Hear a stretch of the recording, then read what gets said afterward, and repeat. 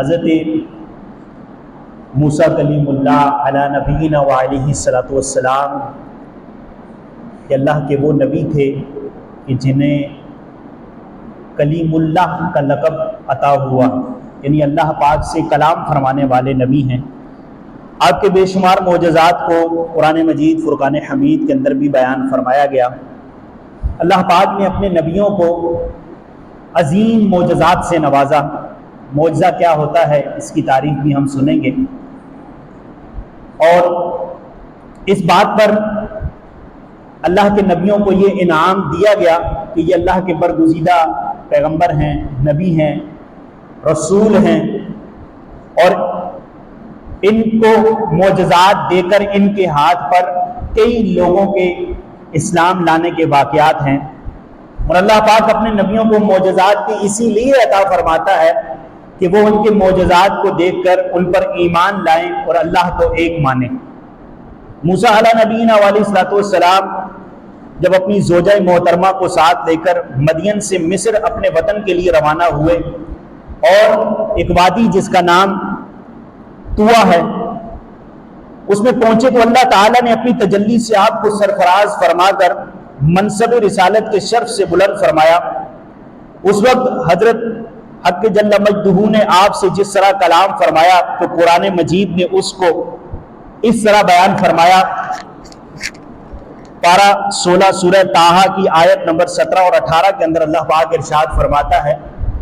وَمَا تِلْكَ بِيَمِينِكَ يَا مُوسَىٰ قَالَ هِيَ عَصَايَ، اور یہ تیرے داہنے ہاتھ میں کیا ہے اے موسیٰ؟ عرض کی یہ میرا عصا ہے، میں اس پر تکیہ لگاتا ہوں اور اس سے اپنی بکریوں پر پتے جھاڑتا ہوں، اور میرے اس میں اس کے اور بھی کام ہیں۔ تو اللہ پاک نے حضرت موسیٰ علیہ السلام کو عصا مبارک کا جو معجزہ عطا فرمایا، عصا لاٹھی کو کہتے ہیں، اور یہ لاٹھی حضرت موسیٰ علیہ السلام کو جو اللہ پاک نے اس معجزے سے نوازا، لاٹھی عطا فرمائی، اس سے موسیٰ علیہ نبینا علیہ السلام نے جو قرآن مجید فرقان حمید کی آیت کے اندر ہی ارشاد فرمایا کہ اس سے میرے اور کام ہیں۔ اور کون کون سے کام ہیں؟ تفسیر کے اندر آتا ہے کہ اس سے اس کو ہاتھ میں لے کر اس کے سہارے چلنا، یعنی موسیٰ علیہ السلام اس کا سہارا لے کر چلتے بھی تھے، اس سے بات چیت کر کے دل بھی بہلاتے تھے حضرت موسیٰ علیہ السلام۔ اب لاٹھی بے آواز ہے، بے جان چیز ہے، لیکن اللہ پاک نے اپنے نبیوں کو ایسے بہترین معجزات سے نوازا کہ وہ رب جو چاہے کر سکتا ہے، وہ رب جو چاہے کر سکتا ہے اور کروا سکتا ہے۔ آپ علی نبینا علیہ السلام دن میں اس کا درخت بن کے اس کا سایہ حاصل کرتے، اور رات کے وقت اس کی دونوں شاخوں کا روشن ہو کر یہ آپ کو روشنی دیتا تھا۔ اس سے دشمنوں، درندوں اور سانپوں، بچھوؤں کو آپ علی نبینا علیہ السلام مارتے تھے۔ کنویں سے پانی بھرنے کے وقت اس کو رسی بناتے تھے، اور یہ رسی بن جاتا تھا یہ عصا مبارک۔ اور بھی اس سے بہت سارے کام حضرت موسیٰ علیہ السلام لیا کرتے تھے۔ اس کا واقعہ یہ ہے کہ فرعون نے ایک دفعہ، کیونکہ حضرت موسیٰ علیہ السلام کے بد مقابل جو تھا وہ فرعون تھا، اللہ پاک نے اس کو غرق کیا، اور قیامت تک کے لوگوں کے لیے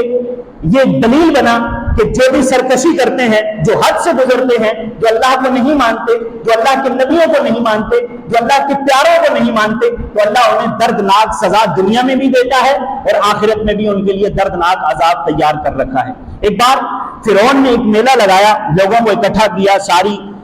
قوم، اس کی سلطنت، سارے کے سارے جادوگر جتنے بھی تھے وہ سب جمع ہوئے، اور حضرت موسیٰ علیہ السلام کو شکست دینے کے لیے یہ ان کا ایک طریقہ تھا، اور وہاں سب مقابلے کے لیے جمع ہوئے تھے۔ اس میلہ کے رش میں جہاں لاکھوں انسانوں کا مجمع تھا، ایک طرف جادوگروں کا ہجوم اپنی جادوگری کے سامان لے کر آئے ہوئے تھے، اور ان جادوگروں کی فوج کے مقابلے میں حضرت موسیٰ علیہ نبینا علیہ السلام تنے تنہا تھے، آپ اکیلے تھے، اور آپ کے سامنے لاکھوں افراد تھے اور وہ جادوگر تھے۔ جادوگروں نے فرعون کی عزت کی قسم کھا کر اپنے جادو کی لاٹھیوں اور رسیوں کو پھینکا، تو ایک دم وہ لاٹھیاں، جتنی بھی لاٹھیاں تھیں اور رسیاں تھیں، وہ ساری کی ساری سانپ اور اژدہے بن گئے۔ اب سارے جادوگر جتنے بھی تھے بڑے خوش ہوئے کہ ہم نے لاٹھی پھینکی، رسی پھینکی تو یہ تو سانپ بن گئے، اب ہر طرف سانپ ہی سانپ دکھائی دے رہے تھے۔ حضرت موسیٰ علیہ السلام یہ سارا منظر دیکھ رہے تھے، اور فرعون کے جو لوگ تھے انہوں نے خوشی میں جو ہے وہ خوشی میں بدمست ہوئے اور ناچنے لگے، خوش ہونے لگے۔ حضرت موسیٰ علیہ نبینا علیہ السلام کو اللہ پاک نے جو لاٹھی کا معجزہ عطا فرمایا تھا، یہ لاٹھی بھی سانپ بن جایا کرتی تھی، تو اللہ پاک نے ان کے جادو کے سر قلم کرنے کے لیے موسیٰ علیہ السلام کی ایک لاٹھی میں اتنی طاقت عطا فرمائی کہ جب موسیٰ علیہ نبینا علیہ السلام نے اپنے نرالے انداز میں وہ لاٹھی ان جادوگروں کے سامنے پھینکی تو وہ لاٹھی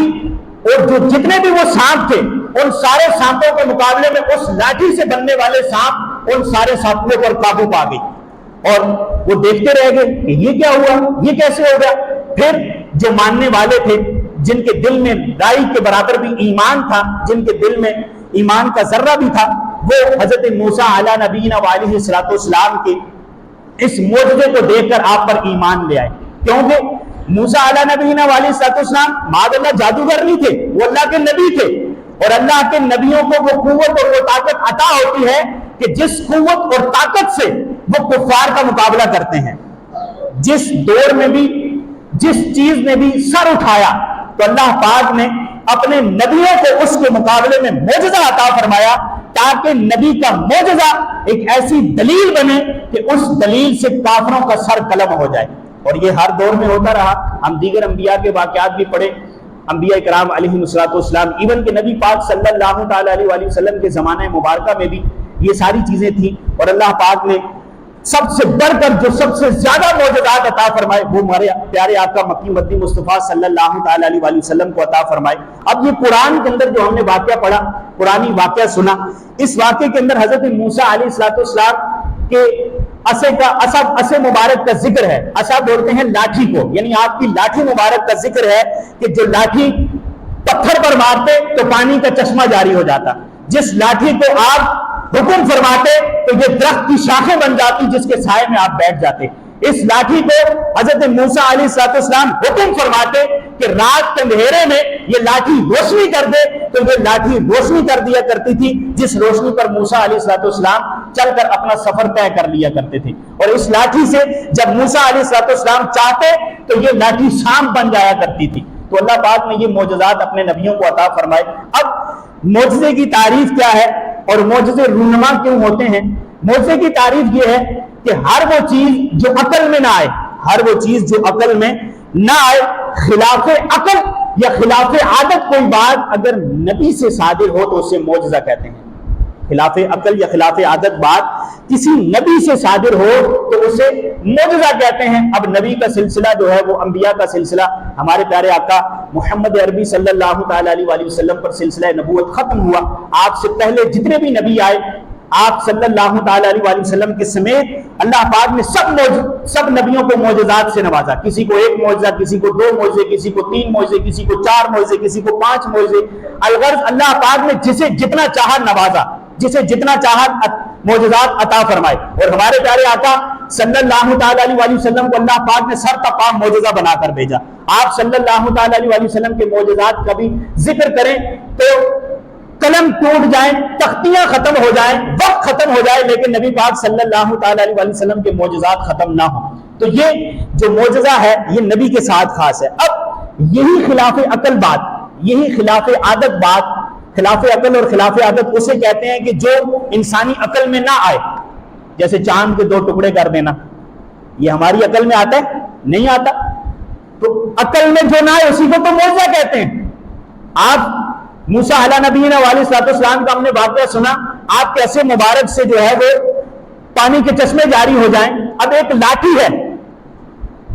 وہ ایک لکڑی کا ٹکڑا ہی سمجھ لیں آپ اسے،